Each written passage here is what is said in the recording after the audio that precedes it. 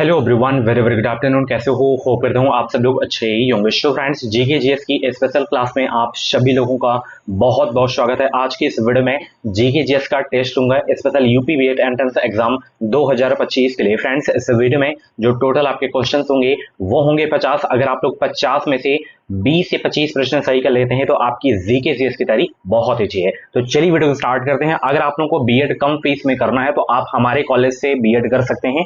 हम लोग टोटल 2 साल की जो फीस लेते हैं 50,750 रुपए लेते हैं, और ये फीस आप आसान किस्तों में भी जमा कर सकते हो। डॉक्टर राम मनोहर लोहिया अवध यूनिवर्सिटी अयोध्या से हम करवाते हैं। परीक्षा के दौरान हम रहने की सुविधा भी फ्री में देते हैं और एग्जाम यहाँ पे ईयरली होता है। तो अभी क्या करें, ये मेरा व्हाट्सएप नंबर है, इस पर आपको मैसेज करके अपनी सीट बुक करा लो, क्योंकि लिमिटेड सीटें हैं हमारे यहाँ। 300 से ज्यादा बच्चे हमारे यहाँ सीट बुक करा चुके हैं। आप भी अपनी सीट बुक करा सकते हैं।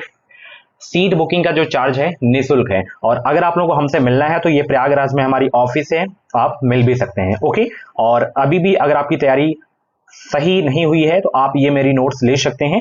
व्हाट्सएप पे आपको मैसेज करना है, आपको नोट्स सेंड कर दिया जाएगा। मात्र 49 रुपए में नोट्स आपको मिल जाएगा। ठीक है, चलिए आज की क्लास का सबसे पहला प्रश्न, मुगल बादशाह बाबर का शासनकाल कब से कब तक का था? बताइए सब लोग।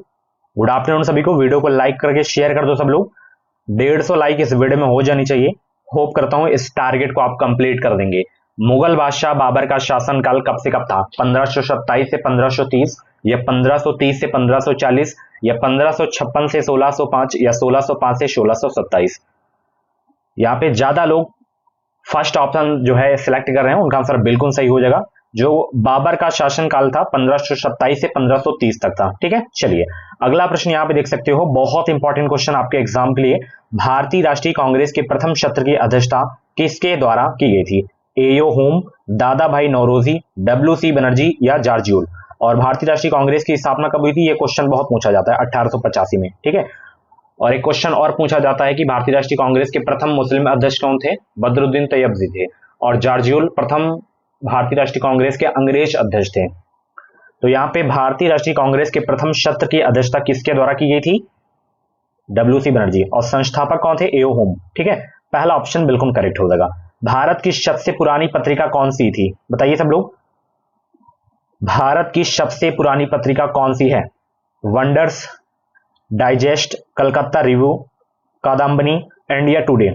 तीसरे प्रश्न का जवाब दीजिए सब लोग। और SC ST कैंडिडेट का हम स्कॉलरशिप बेस पे प्रवेश ले लेते हैं, तो अगर आपकी कैटेगरी SC ST है तो आप अपना स्कॉलरशिप बेस पे प्रवेश ले सकते हैं। भारत की सबसे पुरानी पत्रिका कौन सी है? कलकत्ता रिव्यू। बी ऑप्शन बिल्कुल करेक्ट हो जाएगा। अगला प्रश्न यहाँ पे, थल सेना एवं जल सेना के क्रमशः समकक्ष पदों के गैर सम्मिलित जोड़ों को पहचानिए इसमें। गुड आफ्टरनून सभी को।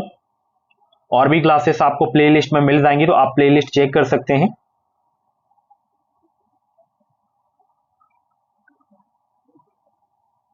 तो चौथा वाला नहीं सही है। ठीक है, चलिए अगला प्रश्न यहां पे देख सकते हो, किस वंश में कौटिल्य का वर्णन मिलता है? कुषाण वंश, मौर्य वंश, गुप्त वंश, या चोल? बताइए किस वंश में कौटिल्य का वर्णन मिलता है? 5 का जवाब दीजिए सब लोग। और वीडियो को शेयर कर दिया करो ताकि सभी लोगों को हेल्प मिल सके। और चैनल पे आप लोग नए हो तो सब्सक्राइब जरूर कर लेना, क्योंकि हमारे चैनल से आपको निश्चित ही मदद मिलेगी, आगे भी आपको हेल्प मिलेगी। जैसे एग्जाम के बाद का प्रोसेस क्या होता है, काउंसलिंग कैसे होती है, एडमिशन कैसे होता है, बीएड में अच्छा परसेंटेज कैसे लें ताकि एक एक नंबर से आपका सिलेक्शन ना रुके, एंड टेट सीटेट एग्जाम को कैसे क्वालिफाई किया जाता है फर्स्ट अटेम्प्ट में, सारी जानकारी आपको हमारे चैनल के माध्यम से मिलती रहेगी। किस वंश में कौटिल्य का वर्णन मिलता है? मौर्य वंश में। बी ऑप्शन बिल्कुल करेक्ट हो जाएगा। अगला प्रश्न आपकी स्क्रीन पे है, किस वर्ष गांधी जी द्वारा भारत छोड़ो का नारा दिया गया था? 1940, 1939, 1942, या 1938? 6 का जवाब दीजिए सब लोग। किस वर्ष गांधी जी द्वारा भारत छोड़ो का जो है नारा दिया गया? सभी लोग जवाब देने का प्रयास करेंगे। तो यहाँ पे 1942 हो जाएगा। ठीक है, भारत छोड़ो आंदोलन कब शुरू किया? 1942। अगला प्रश्न, निम्नलिखित में से कौन सी शाख पात्र के मूल्यांकन की संस्था है? ICRA, SEBI, NSE, BSE? बताइए निम्नलिखित में से कौन सी शाख पात्र के मूल्यांकन की संस्था है? Good afternoon to everyone. Video को लाइक करो सभी लोग, शेयर भी कर दो। तो यहाँ पे ICRA हो जाएगा। ठीक है, चलिए प्लासी का युद्ध किस वर्ष हुआ था? 1764, या 1767, 1761, या 1757? बताएंगे सब लोग। प्लासी का युद्ध किस वर्ष हुआ था? तो ये हुआ था 1757 ईस्वी में। ऑप्शन डी करेक्ट हो जाएगा। रामचंद्र नारागंजी द्विवेदी किस नाम से विख्यात हैं? संत कबीर, मुंशी प्रेमचंद, कवि प्रदीप या गोस्वामी तुलसीदास? 9 का जवाब दीजिए सब लोग। रामचंद्र नारागंजी द्विवेदी किस नाम से विख्यात हैं? कवि प्रदीप। ठीक है, ऑप्शन सी करेक्ट हो जाएगा। नेक्स्ट क्वेश्चन यहां पे देख सकते हो, किस घाटी में कारगिल स्थित है? बताइए सब लोग, किस घाटी में कारगिल स्थित है? 10 का जवाब दीजिए सब लोग।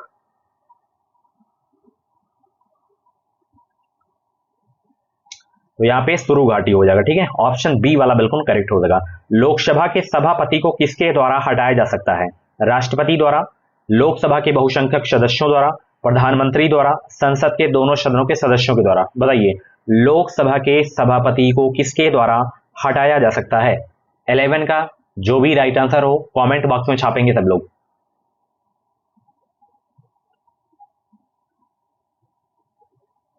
तो लोकसभा के सभापति को जो है लोकसभा के बहुसंख्यक सदस्यों के द्वारा हटाया जा सकता है। ऑप्शन बी आपका बिल्कुल करेक्ट हो जाएगा। अगला प्रश्न, भूकंपीय तरंगों के मापन हेतु रिएक्टर स्केल का विकासक किस देश का निवासी है? यूएसए, यूके, रूस या जापान?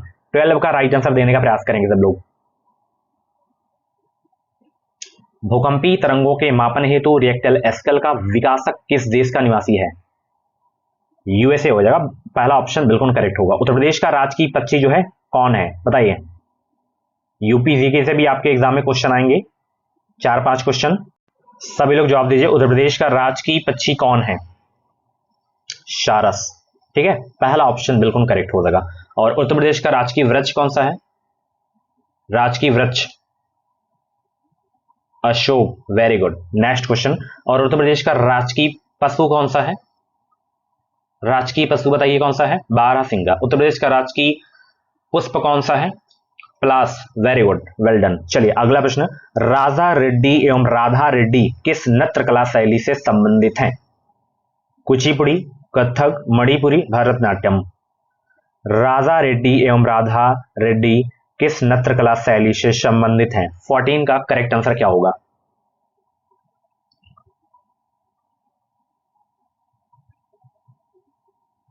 कुचिपुड़ी। और कुचिपुड़ी किस राज्य का ये नृत्य है? कमेंट बॉक्स में छापेंगे सब लोग।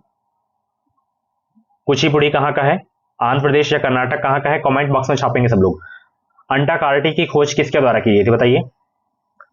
अंटार्कटिका की खोज किसके द्वारा की गई थी? भारतीयों के द्वारा, अमेरिकी, ऑस्ट्रेलियाई या फ्रांसीसी? किनके द्वारा की गई थी अंटार्कटिका की खोज? 15 का जवाब दीजिए सब लोग।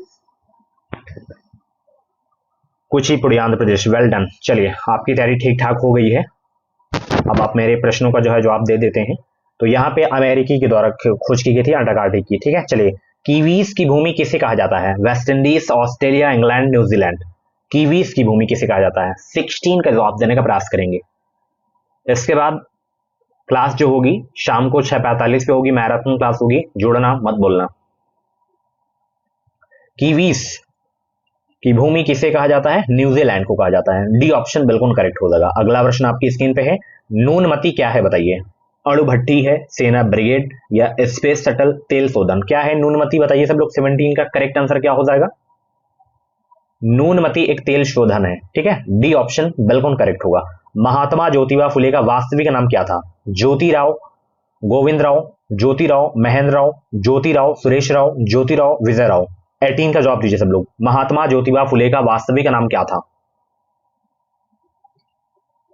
तो ज्योतिराव गोविंद राव। फर्स्ट ऑप्शन बिल्कुल करेक्ट होगा। एलिफेंट पास कहां स्थित है?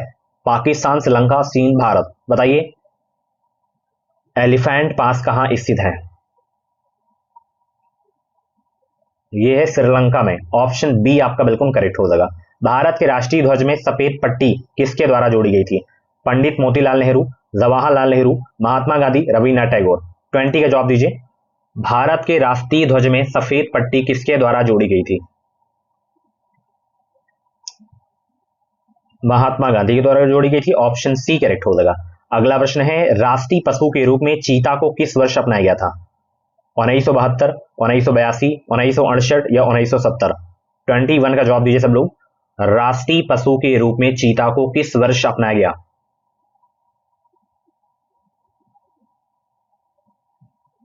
1972 में, ठीक है। पहला ऑप्शन बिल्कुल करेक्ट हो जाएगा। पुलकेशिन चालुक्य शासन ने हर्षवर्धन को किस नदी के तट पर हराया था? नर्मदा, ब्रह्मपुत्र, गोदावरी, इनमें से कोई नहीं। बताइए वो कौन सी नदी है? 22 का जवाब देने का प्रयास करेंगे। तो नर्मदा नदी के तट पर हराया था, ठीक है। पहला ऑप्शन बिल्कुल आपका करेक्ट हो जाएगा। अगला प्रश्न है, नागिन झील किस राज्य में स्थित है? जम्मू एवं कश्मीर, झारखंड या मध्य प्रदेश या उत्तराखंड? बताइए नागिन झील किस राज्य में स्थित है?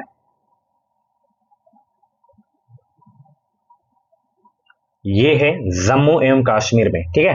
पहला ऑप्शन बिल्कुल करेक्ट होगा। चिल्का झील किस राज्य में स्थित है? बताइए कमेंट बॉक्स में छापिए चिल्का झील और सांभर झील कहां पे है, कमेंट बॉक्स में छापेंगे सब लोग। हाथी मैराथन निम्नलिखित में से किस शहर में आयोजित होता है? त्रिचूर, कोहिमा, गंगटोक या मैंगलोर? सिक्किम की राजधानी गंगटोक है, नागालैंड की राजधानी कोहिमा है। तो यहां पे त्रिचूर हो जाएगा। फर्स्ट ऑप्शन बिल्कुल करेक्ट होगा। यूनिसेफ का मुख्यालय कहां पर स्थित है? एक क्वेश्चन आपके एग्जाम में इंटरनेशनल ऑर्गेनाइजेशन से जरूर आएगा, 100% लिख के ले लो। जैसे नाटो हो गया, WHO हो गया, WTO हो गया, यूनिसेफ हो गया, इनसे क्वेश्चन 100% आएंगे। या तो स्थापना वर्ष पूछेगा, या तो सदस्य देश पूछेगा, या स्थापना वर्ष मैंने बता दिया और मुख्यालय पूछ लेगा बस। यूनिसेफ का मुख्यालय बताइए कहां है? न्यूयॉर्क में है, ठीक है।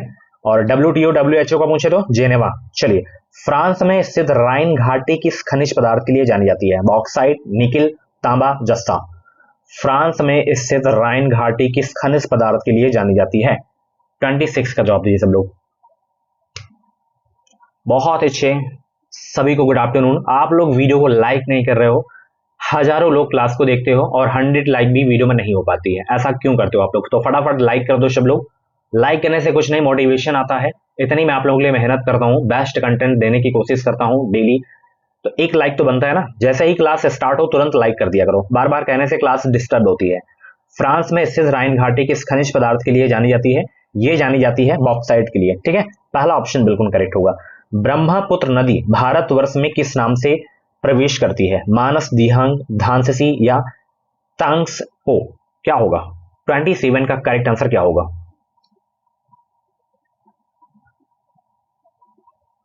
तो यहां पे दिहांग हो जाएगा। सी ऑप्शन बिल्कुल करेक्ट होगा।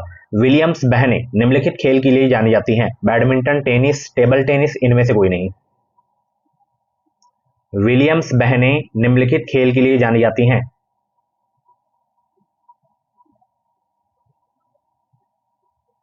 ये टेनिस खेल के लिए जानी जाती हैं विलियम्स बहनें। सी ऑप्शन बिल्कुल करेक्ट होगा। खिलाड़ियों हेतु भारत में सर्वोच्च खेल पुरस्कार कौन सा है? द्रोणाचार्य पुरस्कार, अर्जुन पुरस्कार, राजीव गांधी खेल रत्न पुरस्कार, पद्मश्री पुरस्कार? 29 का जवाब दिए सब लोग। खिलाड़ियों हेतु भारत में सर्वोच्च खेल पुरस्कार है कौन सा?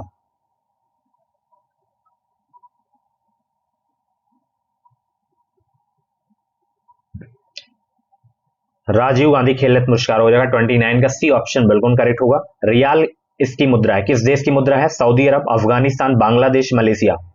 रियाल किसकी मुद्रा है बताइए, किस देश की है? 30 का जवाब दीजिए सब लोग।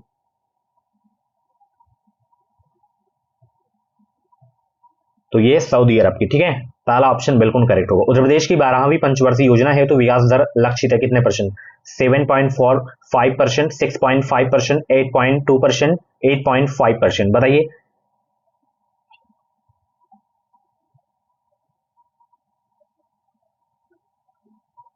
8.5% हो जाएगा। डी ऑप्शन बिल्कुल करेक्ट होगा। भारत का मैनचेस्टर निम्नलिखित में से कहलाता है कौन सा शहर है? बताइए। कानपुर, लखनऊ, आगरा, नोएडा? और एक ऑप्शन और दे रहा हूं मैं, अहमदाबाद, ठीक है। अहमदाबाद। तो देखिए, अगर पूछे भारत का मैनचेस्टर किसे कहा जाता है तो वो कहा जाता है अहमदाबाद को। अगर पूछ ले कि उत्तर भारत का मैनचेस्टर किसे कहा जाता है तो वो कानपुर को कहा जाता है। दक्षिण भारत का मैनचेस्टर किसे कहा जाता है? क्वेटाम्बुर को कहा जाता है, ठीक है। तो यहां पे अहमदाबाद देना चाहिए, या तो यहां पे प्रिंटिंग मिस्टेक हो गई है, उत्तर भारत होना चाहिए, ठीक है। तो उसको समझ लेना, दक्षिण भारत क्वेटाम्बुर, उत्तर भारत कानपुर, और भारत का मैनचेस्टर अहमदाबाद को, ठीक है। भारतीय सेना के सेंट्रल कमांड का मुख्यालय कहां स्थित है? बताएंगे सब लोग। भारतीय सेना के सेंट्रल कमांड का मुख्यालय कहां स्थित है? लखनऊ, पूना, जयपुर, चंडीगढ़? 33 का जवाब दीजिए।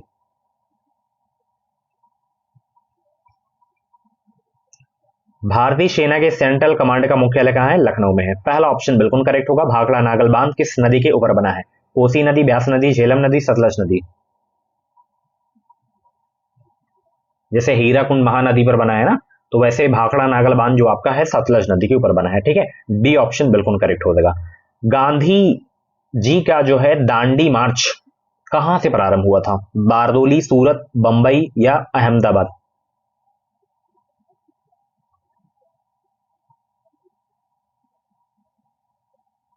ये शुरू हुआ था अहमदाबाद से। ठीक है, चलिए, गुजरात के साबरमती आश्रम से। अगला प्रश्न, भारत का वह कौन सा राज्य है जो सोयाबीन का सबसे बड़ा उत्पादक राज्य है? उत्तर प्रदेश, गुजरात, राजस्थान, मध्य प्रदेश। कौन सा राज्य है? कमेंट बॉक्स में छापेंगे सब लोग। और 50 में से जितने भी क्वेश्चन आपके करेक्ट हुआ करें, कमेंट बॉक्स में अपना रियल स्कोर जरूर से जरूर आप लोग बताया करें। भारत का वह कौन सा राज्य है जो सोयाबीन का सबसे बड़ा उत्पादक राज्य है? वो राज्य है मध्य प्रदेश। ठीक है, सबसे ज्यादा वन किस राज्य में पाए जाते हैं? मध्य प्रदेश में। ठीक है, चलिए, डेविस कप ट्रॉफी किस खेल से संबंधित है? डेविस कप ट्रॉफी किस खेल से संबंधित है? Tennis, football, hockey, volleyball.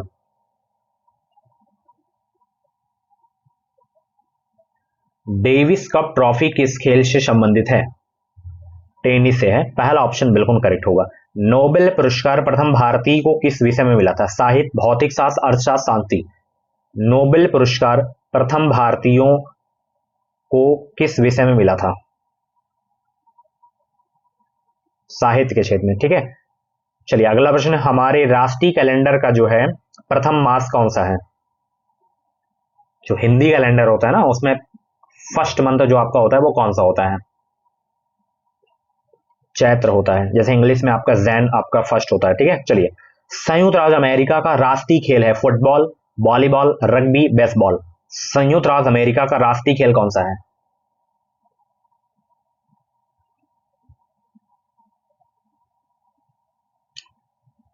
तो अमेरिका का राष्ट्रीय खेल है बेसबॉल।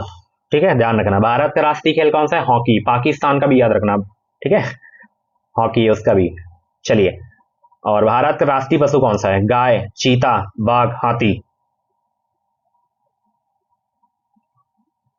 बाघ है। ठीक है, बी ऑप्शन बिल्कुल करेक्ट होगा। हल्दी घाटी का युद्ध किस वर्ष में लड़ा गया था? बताएंगे सब लोग। हल्दी घाटी का युद्ध किस वर्ष में लड़ा गया था? 1526 में, 1605, 1660, 1576।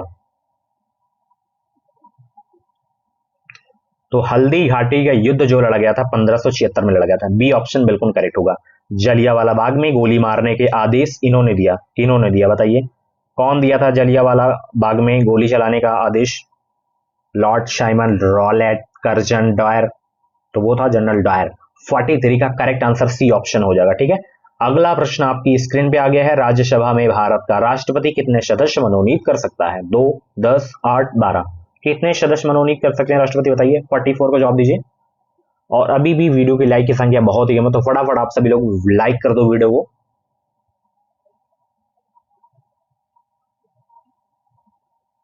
और जितने लोग नए हैं सब्सक्राइब जरूर कर लेंगे।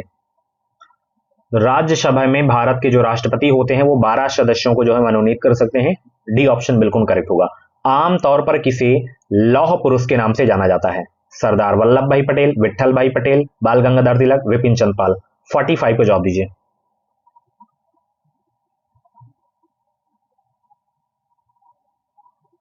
आमतौर पर सरदार वल्लभ भाई पटेल को लौह पुरुष के नाम से जाना जाता है। और लौह स्त्री के नाम से किसे जाना जाता है? ये क्वेश्चन अभी 5 से 6 दिन पहले करवाया था। कमेंट बॉक्स में छापेंगे सब लोग। आज सभी का आंसर आना चाहिए कमेंट बॉक्स में। जितने भी क्वेश्चन आप लोगों से मैं पूछ रहा हूं बीच में, उन सभी प्रश्नों का उत्तर आपको देना है कमेंट में। चलिए, महावीर स्वामी जी के प्रथम शिष्य कौन थे? भद्रबाहु, चारबाग, जमाली, स्थूलभद्र।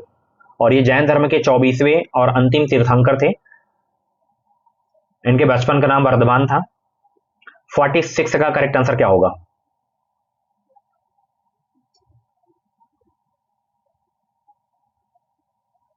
46 का जो करेक्ट आंसर होगा जमाली। ठीक है, महावीर के जो प्रथम शिष्य थे जमाली थे। ठीक है, बहुत इंपॉर्टेंट क्वेश्चन आपके एग्जाम के लिए। अगला प्रश्न आपकी स्क्रीन पे है, यहां पे देख सकते हो। भारत में निम्नलिखित में से कौन सी जनजाति सर्वाधिक संख्या में पाई जाती है? कौन सी जनजाति है वो? टोड, गारो, गोंड, भील। भारत में निम्नलिखित में से कौन सी जनजाति सर्वाधिक संख्या में पाई जाती है? गोंड जनजाति है। ठीक है, चलिए, सामाजिक न्याय का क्या अर्थ है बताइए? सामाजिक न्याय का अर्थ बताना है आपको, क्या होता है?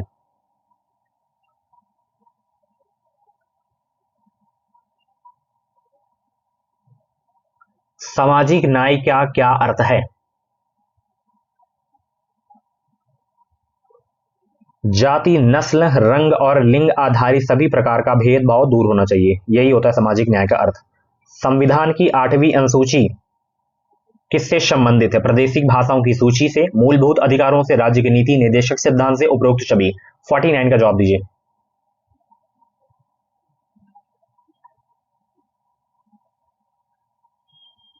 प्रादेशिक भाषाओं की सूची से, पहला ऑप्शन बिल्कुल करेक्ट होगा।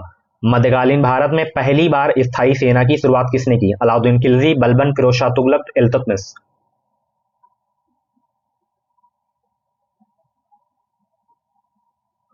अलाउद्दीन खिलजी। ठीक है।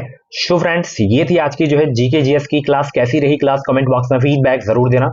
50 में से जितने भी क्वेश्चंस आपके करेक्ट हुए हो कमेंट बॉक्स में अपना रियल स्कोर भी जरूर बताना। बाकी ऐसी ही डेली क्लासेस देखने के लिए अभी कभी चैनल को सब्सक्राइब करके मेंबर बन जाओ, ताकि जो भी क्लासेस हैं, जो भी अपडेट